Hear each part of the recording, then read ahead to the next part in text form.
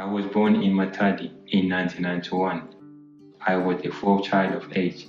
There were five of us, boys and two girls.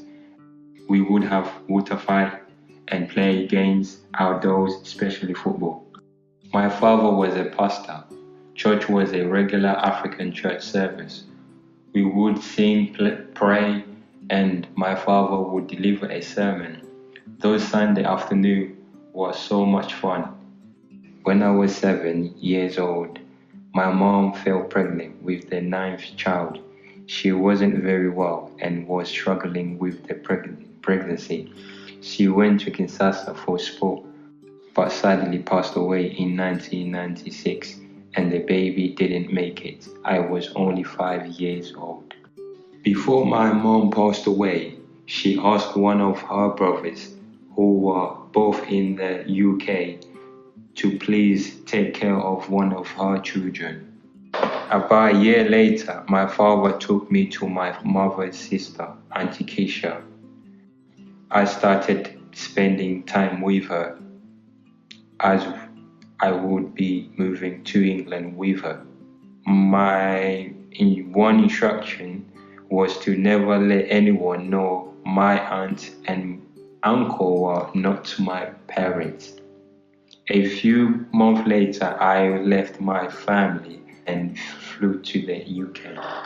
I remember how cold it was when I first arrived in England. My Uncle Ray met us at the train station and we took the train to his bedsit apartment in Finchley Park.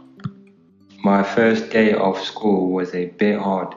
I didn't speak the language. I began to make a lot of friends, and my favorite part was the school meal. Uncle Ray drank a lot. He would shout and he would beat Aunt Keisha, who was pregnant. My auntie was having crazy dreams and was convinced that there was some form of spirit after her. One day, my auntie saw me eating and asked, "Why do you eat like that? Did you know that how Kindoki children eat?" I didn't really understand what that meant. One Sunday after church, my auntie asked to speak to the pastor and told him about the crazy dream she was having. The pastor started speaking to me, asking me about how I sleep. What do I see when I sleep? Told him I just sleep and wake up. Most time I don't have dreams. In that instance, he decided that I had an evil spirit in me, that I was a witch, that I was a child of Kindoki. My two aunties and their kids were walking together, left me out. I couldn't really understand what was going on. This is when my life started to go downhill. I went to football training and I met my cousin. His mother came to pick him up. She told me to stay away. I went to the coach and told him that I didn't want to play football anymore. He asked me why, and I responded that I just didn't want to play anymore. I had another friend called Jack. Jack's dad was a pastor, and one day they came to my house to pray for me. My uncle shouted at me that I needed to leave my witchcraft alone. They prayed and prayed and prayed. They burned my football medals and trophies. Everything I said, I was told was a lie. He said, when I was younger, back in Congo, a rich woman came to me and asked if I wanted a biscuit. He said I ate it, and then at night time, the same woman asked me where the biscuit was. Then I said I didn't have it. Then the woman asked me to sacrifice my mom in return to the biscuit. Those people don't believe that if your mom dies, this just happened. They would say it is the kids doing this. The kids are saying they are innocent, but nobody believes them. I remember one day I was playing in the park with a friend. My auntie came down to where I was playing. She said she had a dream about being murdered. She thought it was me who killed her. In her dream, she started shouting, "You are not going to kill me. You are not going to succeed." Then she started telling my friends they shouldn't play with me because I killed my own mom and I was trying to kill their whole family. She sent me home. When my auntie got home, she actually threatened me with a knife, saying, "If I have any dream from you, I will kill you." I had stopped defending myself against them. There were too many accusing me. Anything they accused me of, I would just say, okay.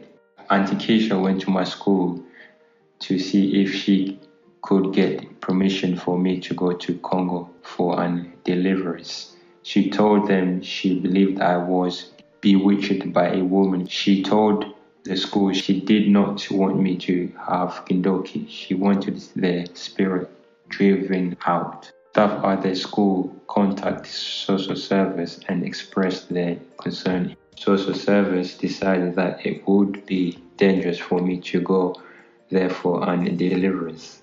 I was finding everything I was going through very difficult to handle. I believed I had Kindoki. I told social service that if I killed myself, I would be protecting my family. Things have got so bad at home. I planned to commit suicide, but my auntie contacted the police. I remember the police officer saying I was wasting their time. I don't think they knew what they had just done to save me. I remember that night my uncle came into my room, shouted at me. He was drunk. I was scared of him.